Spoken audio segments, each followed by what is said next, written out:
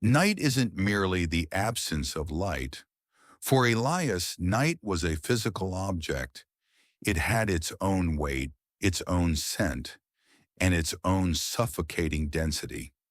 As he twisted the heavy iron key in the lock of the Orion Logistics Hub, he felt that weight settle upon his shoulders, severing him from the rest of the world. The city outside, with its frantic pulse, the glare of headlights, and its never-ending roar, ceased to exist. Here, inside a steel cocoon the size of 10 football fields, a different authority reigned. Elias took a deep breath. The air in the warehouse was always a few degrees colder than the street. It smelled of ozone, old tire rubber from the forklifts, and that specific metallic stench that only an immense amount of motionless steel can exhale. It was the scent of safety, or so he told himself. He moved toward the security room, a tiny island of yellow light in a vast, obsidian ocean of shadow. The click of the light switch was sharp, echoing through the hollow space like a gunshot. Then came the faint, eternal hum of the computer tower, a sound that seemed to have lived here forever. Elias removed his coat. The fabric hissed against his skin, a sound unnervingly loud in this absolute stillness. He turned on the kettle, old, dented, and reliable. The sound of water beginning to boil became the first chord of his nocturnal symphony. First a low rumble, then a thin whistle, blooming into a steady, feverish bubbling. Elias watched the steam slither toward the ceiling, vanishing into the darkness above the lamp. He didn't rush. In his world, haste was an enemy. Every motion was deliberate. He measured out the tea leaves, black flakes hitting the bottom of the mug with a rhythmic, bone-dry tap. He poured the boiling water. The scent of bergamot filled the cramped room, clashing with the cold, concrete breath from outside. It was time. He gripped the flashlight, heavy, encased in cold metal. The weight of it provided a hollow sense of security. He checked the monitors. 16 rectangles filled with grainy, gray imagery. Empty corridors, rows of racking receding into infinity. The timestamp in the corner of the screen ticked away the seconds. 001402, 001403. He stepped over the threshold of the security room. His first step onto the concrete sent a dull echo rippling somewhere deep into Sector A. Elias didn't switch on the light immediately. He knew this path by heart. 120 steps to the first turn. He walked, and the darkness receded before him, reluctantly granting him passage. The shelves towered on either side like the walls of an ancient canyon. Thousands of items lay there, sleeping in cardboard and plastic, belonging to people he would never meet. He liked to think of himself as the only living gear in this vast, dormant machine. He felt the vibration of the ventilation through the soles of his boots. It was the warehouse's pulse. Sometimes a sharp snap of cooling metal or a faint rustle echoed from afar. Perhaps the building was simply settling into its concrete foundation. "You're alone here, Elias," he whispered. His voice didn't sound strange. It simply integrated into the room's acoustics. He reached Sector B. Here, the emergency lights were particularly dim. The shadows from the racks stretched across the floor like long, skeletal fingers. He clicked the flashlight on. The brilliant white beam pierced the dark, catching millions of dust motes dancing in the air. They swirled in a chaotic waltz, utterly indifferent to his presence. He did not yet know that this night would be longer than all the others. Elias entered Sector C. The architecture shifted here. The ceilings hung lower, and the aisles grew tighter, creating long, narrow canyons where his flashlight beam felt anemic and fragile. In this sector, the climate control always faltered. Elias's breath manifested as faint, ghostly plumes in the sudden chill. He maintained his pace, steady, rhythmic, but minutes in he halted. His right ear caught a microscopic dissonance. He took 2 more steps. Thump, thump. The echo replied, thump, thump. But the sound didn't bounce off the corrugated metal. It felt as if it rose from beneath the concrete, delayed by a nauseating fraction of a second. Silence collapsed inward. Elias held his breath, listening to the frantic drum of his own heart. 10 seconds. 20. Nothing but the distant electric hum of the power room. Just fatigue, he whispered. The void swallowed his words without an echo. He moved again, slower this time. And the echo developed a malicious life of its own. It stopped mimicking him. It began to anticipate him. The sharp crack of a footstep rang out in the dark ahead of him, a heartbeat before his soul even touched the floor. To steady his trembling hands, Elias aimed his light at the racking. He began to read the labels aloud, meaningless strings of digits and letters that usually grounded his mind. A -452, B-098. The beam brushed against a torn edge of packing tape. Elias jerked the light back.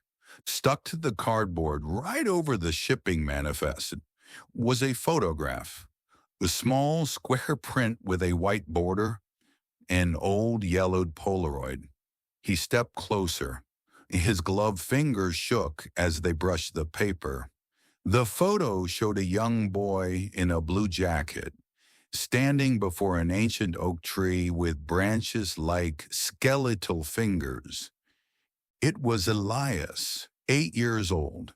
He remembered that day, the very last day before his grandfather sold the house. He had kept this photo in his wallet for years, until losing it during a move half a decade ago. The photo wasn't dusty. It looked as if it had been placed there moments ago by feverish hands. A wave of icy sweat crawled down his spine. How? In a locked, automated vault where no human soul had set foot for 12 hours? He ripped the photo from the box. At that exact moment, a high-pitched, discordant hum rose from the ceiling. It was the sound of fluorescent lights struggling to breathe. But the lamps didn't flicker. Instead, the light in Sector C began to drain. It wasn't a power failure. It was as if reality itself was losing its saturation. The yellowish glow turned gray, then ashen, then a bruised purple. Elias lunged for the radio at his hip. Post 1, this is Elias. I have a lighting failure in Sector C. Do you copy? Static answered him, a dry, stinging hiss of white noise. And then, through the grit of the signal, a sound emerged. Inhale, exhale. It was the sound of human breathing. It was too close, as if someone were pressing their lips directly against the mesh of his radio. But the rhythm was wrong. Too fast, too jagged. Elias recognized that rhythm. It was his own breath from a minute ago, recorded and regurgitated back to him. He turned to retreat, but the flashlight beam now struck not a familiar turn, but an endless wall of identical black crates. The corridor he had walked through just moments ago was gone. He was alone with a photograph of a dead childhood and the sound of his own terror in his palm. Elias recoiled. He knew Sector C like the back of his hand, but now the concrete beneath his boots felt soft, almost supple. He spun around, desperate to find the familiar Exit 14 sign, but his flashlight carved out only infinite rows of racking that now stretched upward so high their summits vanished into the absolute, impenetrable ink of the ceiling. The warehouse was no longer a building. It had become a universe. He moved forward, quickening his pace, then breaking into a run. But the faster he moved, the slower the crates seemed to glide past him. It felt like running through a dream. His legs turned to lead, and the air grew thick and stagnant, like a foundry floor. He rounded a corner, expecting the loading zone, but instead he froze. Before him lay a chamber that existed on no blueprints. There were no racks here.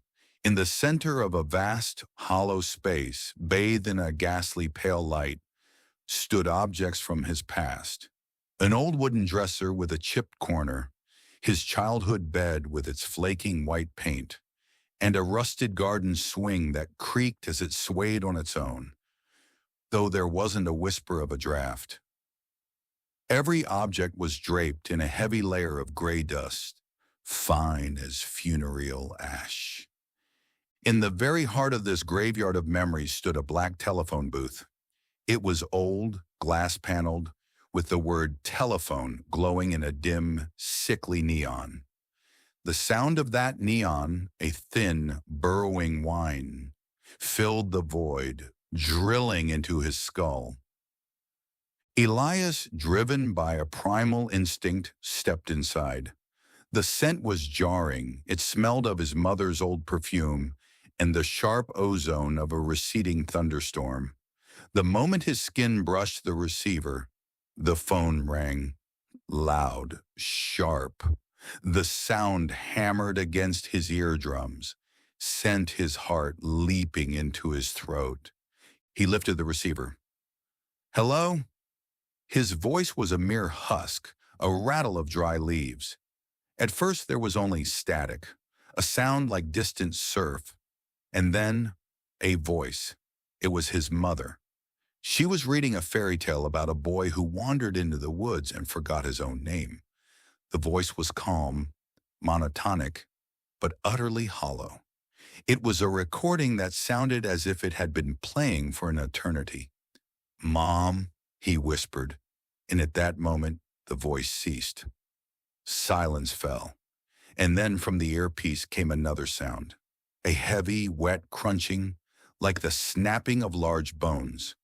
And following it, the sound of footsteps, heavy thuds against metal, directly above him on the roof of the telephone booth. Someone was standing there in the dark, peering down at him through the thin, fragile glass. Elias dropped the receiver. It dangled by its coiled cord, swaying rhythmically as his mother's voice resumed. "Bree?" And he walked until he realized the forest was him. He burst from the booth and plunged into the darkness, away from the swing and the dresser. He ran for what felt like hours, losing all sense of time. His flashlight began to flicker, the beam turning a malignant red, shrinking his world to a few mere meters. And then everything went quiet. The hum of the neon died. The creak of the swing vanished. Even the sound of his own breathing felt distant, as if it belonged to someone else. An absolute silence took hold, the kind of silence found only in a vacuum. In this stillness, Elias realized something terrifying. He could no longer feel the pulse of the warehouse. The vibration of the ventilation was gone. He stood in the center of a dead cosmos. He looked at his watch. The second hand twitched, froze, and then began to rotate slowly backward. The world outside, people, cities, time, it had all been erased. There was only him and this iron labyrinth, which was now beginning to constrict. Elias was no longer running. His legs moved mechanically, guided by a strange primordial instinct to return home. His flashlight had finally expired, but the darkness was not absolute. ahead at the end of an infinite row of racking that now seemed composed of frozen smoke. A light flickered. It wasn't the cold neon of the warehouse. It was a soft, amber, domestic glow. The scent of ozone and ancient dust was replaced by the smell of fresh linens and the faint, lingering aroma of tea that had long since gone cold. Elias took one last step and found himself before a door. A simple wooden door with a small scratch near the lock. A scratch he knew well, for he had made it himself with a key many years ago. He pushed the door open. The creak of the hinges sounded so natural, so mundane, that for a moment the terror ebbed. He stepped inside. It was his bedroom, the same wallpaper, the same shelf of books, the same silence. But this silence was different. It was alive. It was breathing. In the center of the room stood a bed. Elias approached, his footsteps now utterly silent, as if he were walking on clouds. In the bed, tucked under the covers up to his chest, lay a person. His face was calm, eyes closed, eyelids fluttering in the rhythm of a deep, restless dream. Elias froze, staring at the sleeper. In the man's ears were small white earbuds, their thin wire trailing to a phone on the nightstand. The phone's screen glowed faintly, displaying the progress bar of a video. Minute 35. Elias recognized those features. It was him, but at the same time it was someone else. He felt an overwhelming urge to reach out and shake the sleeper, to scream, "Wake up! The warehouse is taking us! The walls are closing in!" He lunged for the man's shoulder, but his hand met no resistance. It passed through the fabric and the flesh like a spectral mist. At that moment, Elias looked at his own hands. They were gray. They were made of dust and tiny, almost invisible digital pixels that were slowly crumbling onto the carpet. At that moment, the veil of the warehouse finally tore. Elias realized he wasn't standing in a sanctuary. He was standing in his own bedroom, staring at the wreckage of the man he used to be. On the nightstand, there was no phone. Instead, there was a half-empty bottle of cheap whiskey and an ashtray overflowing with bitter, gray stubs. On the floor lay a scattered trail of failure. Bills marked overdue in aggressive red ink, and a torn yellowed letter from his wife. A letter he had never found the courage to finish. The truth flooded back, colder than the air in Sector C. The warehouse was never just a job.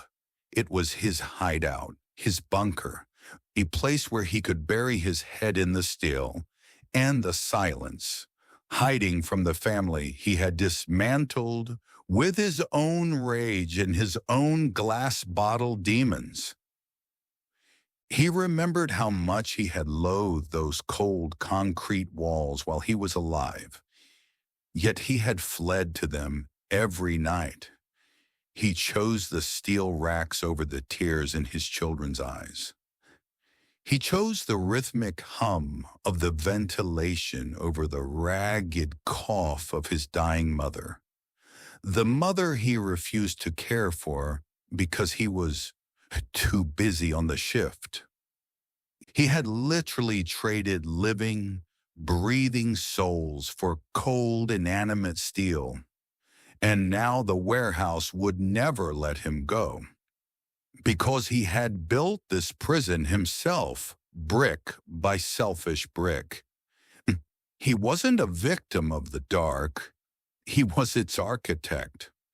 The figure sleeping on the bed slowly evaporated into a gray mist, leaving behind nothing but the stale stench of alcohol and cheap tobacco. Elias finally understood. Life was gone. There was only the shift. Hell isn't a lake of fire.